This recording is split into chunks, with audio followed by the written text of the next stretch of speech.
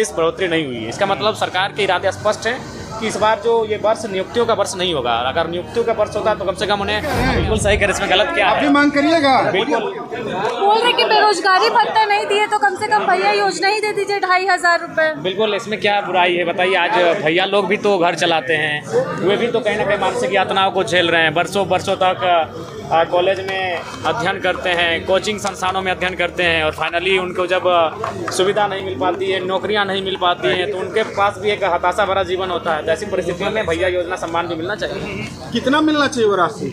कम से कम एक संतोषजनक 4-5 हज़ार रुपये तो मिलने ही चाहिए, जिससे कम से कम एक स्कॉलरशिप के। कहाँ से लागी जयराम जी? मैया तो ये जब आप मैया सम्मान योजना में आप नहीं समझे तो बाकी भी आपको समझना चाहिए।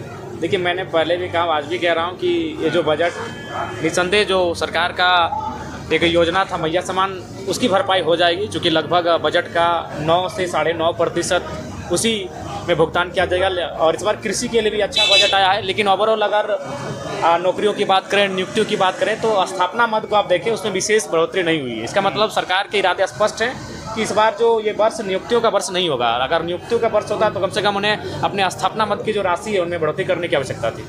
लेकिन जिस तरह से मैया सम्मान योजना में जितनी रकम चाहिए थी 56 लाख से अधिक लाभों को, उससे बहुत कम है, करीब 10 लाख कट जाएगा ना। देखिए, अभी धीरे धीरे जैसे समय बढ़ेगा तो बहुत सारे तर्क देकर उनका कटौती किया जाएगा।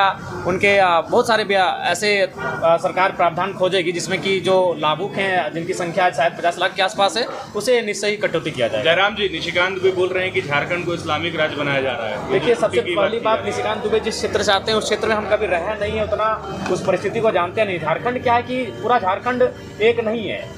भौगोलिक दशा से अगर हम लोग पढ़ें, सांस्कृतिक दृष्टिकोण से पढ़ें, हम संवैधानिक दृष्टिकोण से एक हैं, लेकिन अगर भूगोल की बात करें, संस्कृति की बात करें, थोड़ी थोड़ी भिन्नता मिल जाती है। कहीं एसपीटी कानून है, कहीं सीएनटी है, तो कहीं विल्किंसन कानून है, तो पलामू का क्षेत्र फिर एक विशेष रखता है, तो छोटानाग थोड़ा विशेष है, कोल्हान थोड़ा विशेष है, संथाल थोड़ा विशेष है।